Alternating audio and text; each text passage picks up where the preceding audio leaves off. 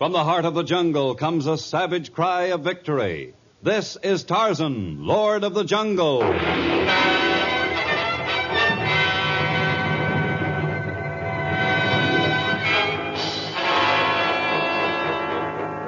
From the black core of dark Africa, land of enchantment, mystery, and violence, comes one of the most colorful figures of all time, transcribed from the immortal pen of Edgar Rice Burroughs. Tarzan, the bronzed white son of the jungle. And now, in the very words of Mr. Burroughs, the story of Quicksands of Wadi Hara.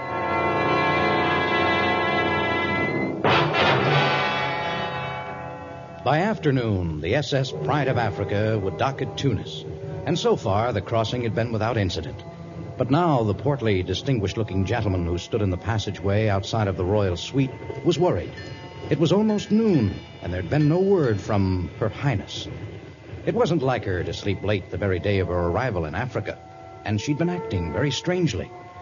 He made another trip to the ship's bar, and then he returned and stood in the passageway once again. Finally, his irritation got the best of him. Your Highness, I hate to trouble you, but I've been a bit worried.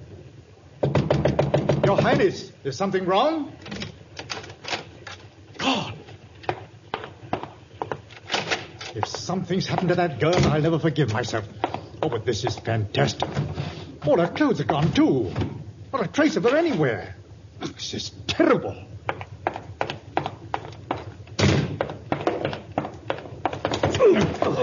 I beg your pardon, sir. Oh, never mind that. Where do I find the captain? I'll be glad to take you to him, sir. I'm the purser. The purser? Oh, maybe it's you I should speak to. I want to report a passenger missing. Missing, sir? The ship will have to be searched from stem to stern, and if she isn't found aboard, you will have to turn back. But the whole thing must be handled quietly. Absolutely no publicity. I'm afraid I don't understand. There are important reasons why the identity of this girl must not be known. If it leaks out, I'll hold you personally responsible. Pardon me, sir. Well, what is it? You're the gentleman who's occupying cabin 36 on A-deck, aren't you? That's right. Well, then you have nothing to worry about. I personally brought you a message from the young lady early this morning, but you weren't about. You see, she transferred to another cabin. Why the devil should she want to do that? So no one could find her, sir. You suppose someone's guessed her identity? Well, I wouldn't know anything about her identity, sir. Well, where is her new cabin? She was most emphatic that you shouldn't know, sir. That's ridiculous. Why, it's my job to keep an eye on her. I'm terribly sorry, sir. Unless you give me the location of her new cabin, you will be a whole lot sorrier. I'll see to it that you never get a berth on another ship as long as you live. It's cabin 432 on C-deck, sir. C-deck?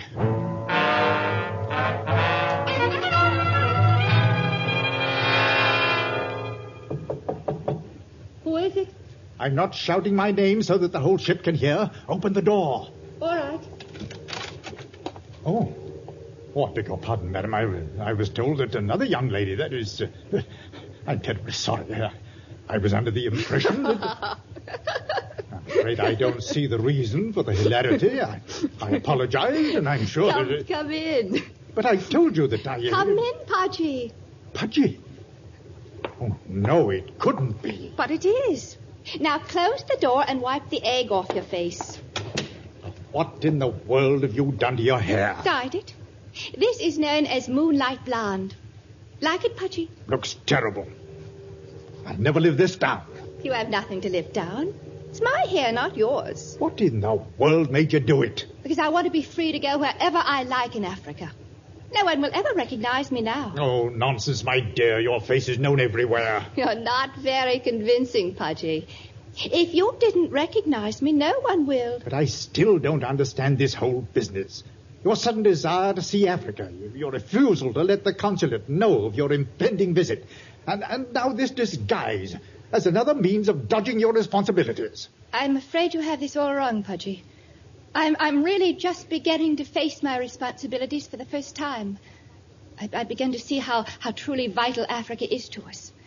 At home, millions of hungry people crowded together, and in Africa, thousands and thousands of miles for expansion. Yes, of course. Can't you see, Pudgy? Those thousands of miles of wasteland can be cultivated, and the millions of people there taught to produce the food and other things we need.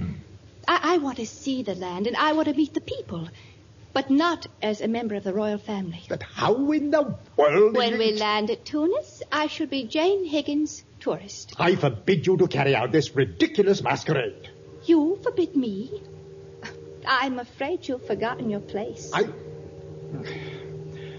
I apologize, Your Highness. And speaking of faces, yours has been in the newspapers far too much. I'm not having you spoil my plans, so you're not to speak to me on deck this afternoon, and you're to ignore me after we've landed.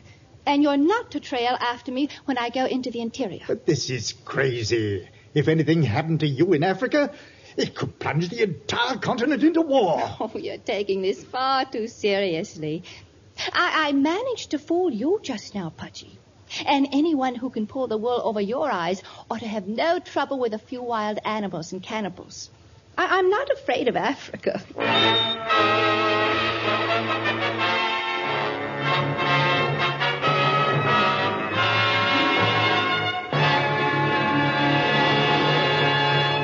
We'll return to our story in just a moment.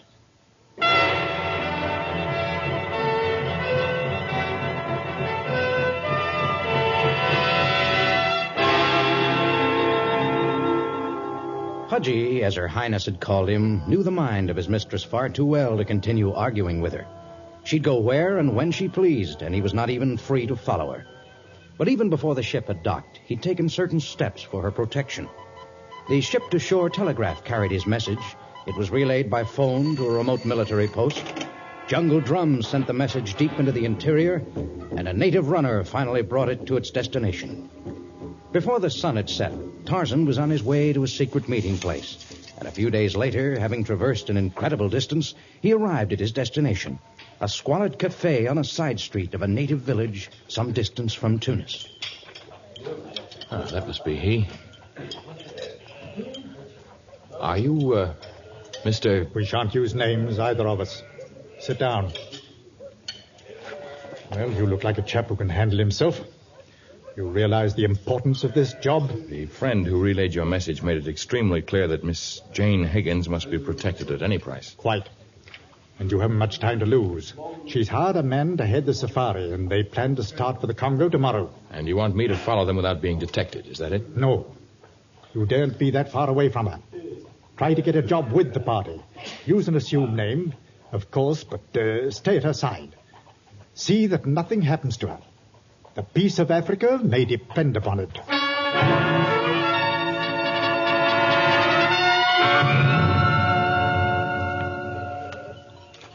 You, Jungle Harry? That's right, matey. Jungle Harry. That's what they call me. But what's it to you? I understand you're heading a safari that's starting out tomorrow. Maybe I am and maybe I ain't. State your business. I'm looking for a job. As a matter of fact, I'm escorting a nice little lady on a bit of an expedition, I am. But she's paid me a pretty penny for the trip, and I can't hire anyone I don't know. Besides, I got all the porters and bearers I need. Well, perhaps you could use a guide. I know the jungle better than any man alive. Why should I need a guide? Well, sometimes a man likes to share his responsibilities. It's always possible that one man can be injured or become sick. And Wait a minute, matey. Maybe you got something there. Come to think it over careful, like it might not be a bad idea to take another guide along. To sort of share the responsibilities, you put it. What's your name? John Clayton. Clayton, eh? Sure you know the jungle? Oh, as though I were born in it, Harry. Jane Higgins stood in the marketplace waiting for Jungle Harry and the other members of the safari to arrive. The native bazaar was already like a tourist dream, but now it assumed new magnificence as an enormous caravan wended its way across the irregular cobblestones, on its way from Oran to the jungle stronghold of Sheikh Abdul Al-Akmar Badlouf. Flanked by his wives and his slave girls, the sheik smiled at the pretty tourist who raised her camera to take a picture of his colorful procession. Just then, one of the sheik's servants stumbled under his heavy load. He brushed against Jane's camera, and it fell to the street. You stupid fool! 1,000 apologies, my master. 1,000 apologies, Sahib. That's quite all right. It wasn't an expensive camera. You shall atone for this insult to the beautiful stranger. Really, it wasn't... Come here, wretched one. Please, master, I please. wish you wouldn't punish him. It was my fault. I was standing too close to your procession. I could easily... No, master, please. Stop that. What? See how you like being struck in the face. Oh, Wait, she's straight. Shake by loop. You will live to regret your impulsive action, my dear young lady. And you will live to regret yours. Africa shall not always be under the domination of fiends like you. You are a very attractive woman, but not attractive enough to act as you have acted, nor to speak as you have spoken. We shall meet again. I'm not looking forward to it with any pleasure. These Arab rulers can cause a lot of trouble, Mum. Hello, Harry. I didn't see you arrive. I arrived in time for the fireworks, I did. That was a mighty silly thing you did, Mum. I thought Miss Higgins handled the situation extremely well. Who's my handsome admirer, Harry? He's a bloke I just signed on. Claims to know a bit about the jungle, he does. Name's John Clayton. Harry, I asked you to hire only people you've known. Why, me and John has been pals for 15 years, right, matey? That's right. I'm happy to know you, Mr. Clayton. I'm happy to know you, Miss Higgins. Well, seeing as you're so happy with each other, I'll just run along and take care of the last bit of the business before we head for the blooming jungle.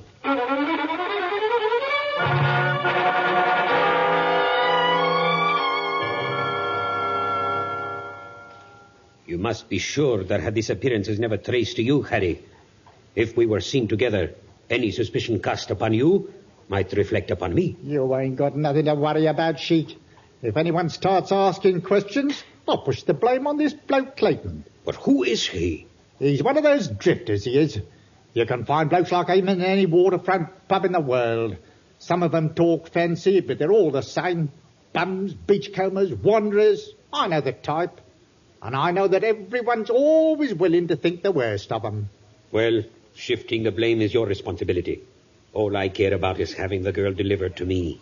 She saw fit to strike me across the face, and we must have our reckoning. You intend to kill her? Not at all. Such a spirited wench shall make a great addition to my harem. A harem in the jungle? In a jungle stronghold that is safe from attack. Oh, they've driven me from my own land, and someday perhaps they may storm my palace in the Congo. But as long as my life endures, I shall enjoy it to the utmost. And this girl shall be a jewel to adorn my crown. You will deliver her to me at Wadi Hara Pass within the week. You still ain't told me what's in it for me. 100 gold pieces if everything goes according to plan. A slit throat if you fail. I won't fail, Governor. But you know something? I've got an idea that if I was to tell you who this girl really is, you might just decide to raise the ante. I have made the price, and you will not trick me into raising it. Will the girl be there or not? Oh, I'll manage it, Governor. I'll manage some way or other to meet you at Wadi Hara Pass with Miss Jane Higgins.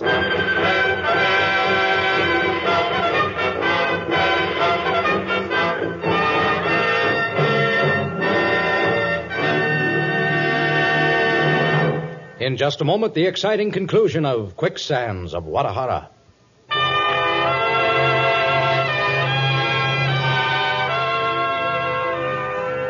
Deeper and deeper into Africa's dark interior plunged the small safari, the torches of the native bearers illuminating the narrow elephant trail, the flickering rays falling on curious animals who appeared in the shadows and then darted off. And always at the head of the safari marched Jungle Harry, urging the porters to increase their pace. Tarzan, known to his traveling companions only by the name John Clayton, remained as close to the girl as he could, resolved that no harm should come to her. Oh, you could almost have reached out and petted Numa that time. Numa? That's an ape word meaning lion. You didn't seem to be frightened.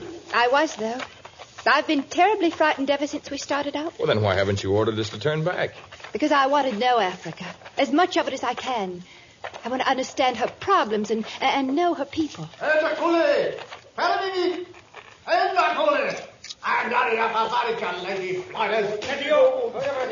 Harry? Yeah? Why are we leaving the trail? I'm taking the little lady to a native village I think she'd like to see. Yes, but there are many villages along the trail here. Not like this one, there ain't. What's so very special about the village, Harry? Well, they make a lot of fancy silver jewellery. Things you might like to take home to the folks. I'm not out to find souvenirs, Harry. I think we should continue along the trail. Well, it's your money what's paying for the trip. If you say no, no it is. I just thought you might be interested in their native dances. Only place holds them of the kind. What kind? Well, in this particular village, they have a habit of placing little girls in hypnotic trances. Then they throws them up in the air and catches them on sharp swords. Quite a sight it is. Does that really go on here? With little girls? I'll leave it to Mr. Clayton. Am I talking straight, matey? I don't know of any village in this district where that barbaric custom is practiced. It happens, I tell you. Then I must see it. If I'm to understand Africa, I have to know what kind of people could do this to their own children. This trip is dangerous enough without leaving the trails. It's crazy to head into the unbroken jungles. The little lady said she wanted to see what I told her about. Now, just remember this, Clayton.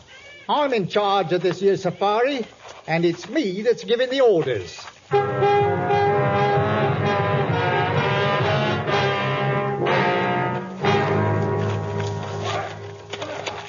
Well, at least the veldt is more open here, but I see no signs of a village. It's straight ahead, it is.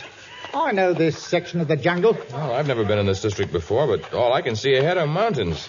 Oh, no, wait a minute. I do see an opening up ahead. And a suspension bridge. That's right, chum. I figured we'd be coming to it soon. Isn't it amazing? The mountain and that whole stretch of land below it is completely cut off from here. That's right, Mum. It's a sort of an island, and the bridge is the only way of getting across. That's quicksand under the bridge. No one could make it across down there. Oh, where's the village? Just past the first hill, on the other side of the bridge. Do you think it's safe? Looks terribly old. Mr. Clayton, what do you think? Well, many of the native bridges are very well built, but I'd like to try it before you attempt to cross over. Harry, suppose you wait here with Miss Higgins. I'm not letting you take a chance alone. I'm going right with you, chum. All right. Do be careful. I shouldn't want anything to happen to either of you. Now, we'll be all right. It looks as though the bridge has been repaired very recently. It does seem to be in good shape, doesn't it, Mr. Clayton? Suspiciously so. It's an old native bridge, all right, and it's been kept in excellent repair, but natives seldom repair old bridges. They build new ones. Is that so, matey? There's something strange about this, Harry. Look at these tracks. Heavy wagons have been over this bridge, and recently. I can't see nothing. Oh, crouch down, and here, the way I'm crouching. Did you lose your balance, chum? Harry! Get me out of this quicksand! I don't know why you pushed me or what your game is, but... And you won't find out. You'll sink into that muck inch by inch, and by nightfall, there won't be nothing left for you but a dark spot in that blooming swamp. I'll tell them that you led Her Highness into a trap, and then died in that quicksand, as you well deserved.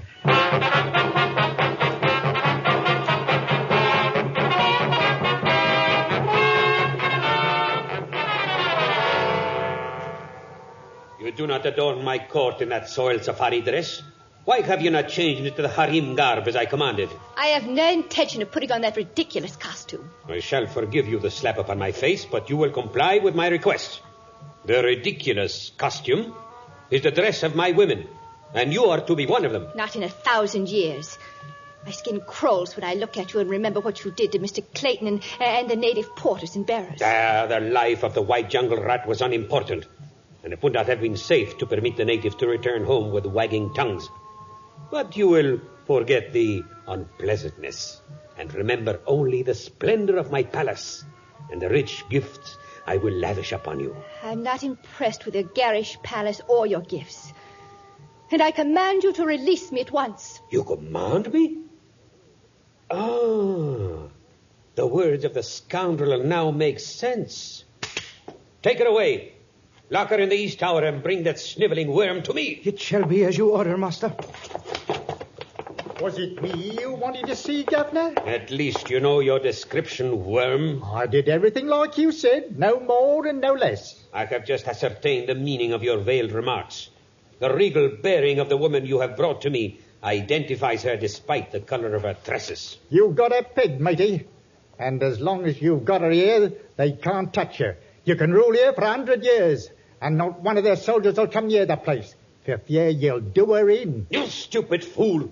They will send an army big enough to level this place in 30 seconds. And no threats I make will keep them from my throat. Even now, they may be marching upon my stronghold. Now, take it easy, Governor. I thought I was doing you a good turn. The person aboard the ocean liner found out who she was, and when he let it slip to me quite by accident, I figured... You have done your last figuring. At dawn, you and Her Royal Highness will be killed, and all traces of your presence erased. If soldiers come, there will be no signs of your very short visit.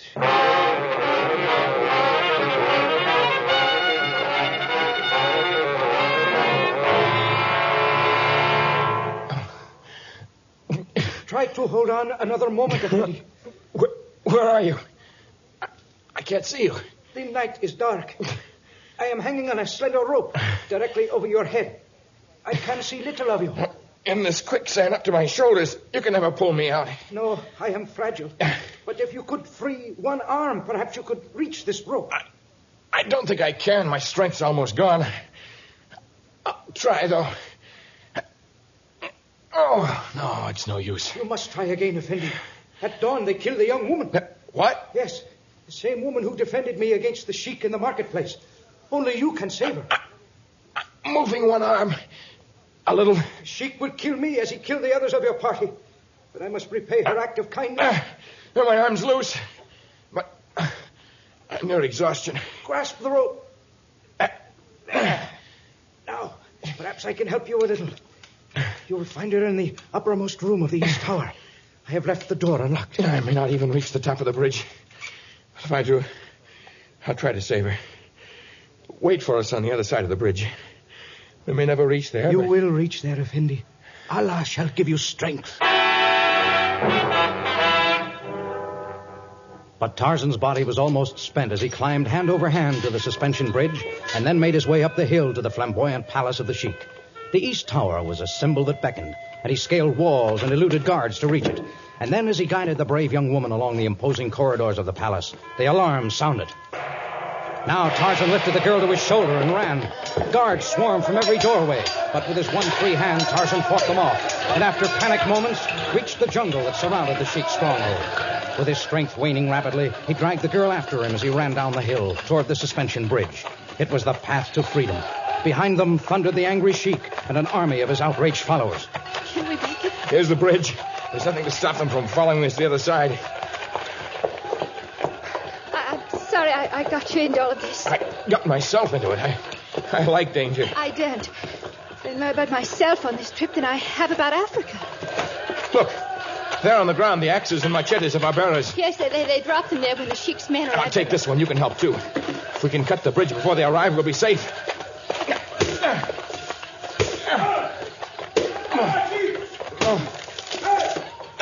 Here, come now. Almost cut it through. A few more strokes and it... Look, it's Harry. He's trying to escape from them, too. He's trying to cross the bridge. Harry,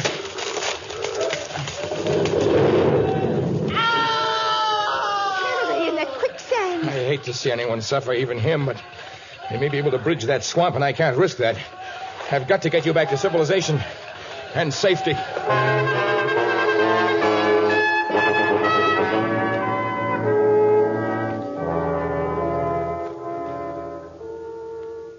Well, here we are. Yes, that's right.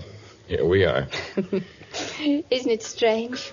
Two people face death a dozen times together, go through the most emotional experience of their lives, and all they can say is, well, here we are. Well, some things are better left unsaid. There's a very worried gentleman waiting for you at the top of that gangplank.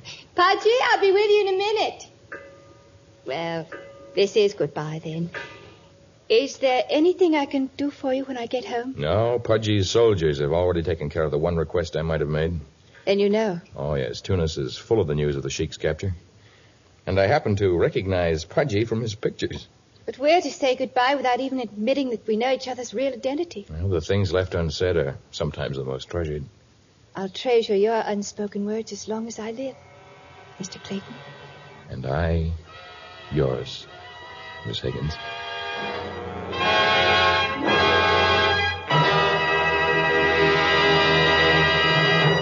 In just a moment, a preview of our next story of Tarzan.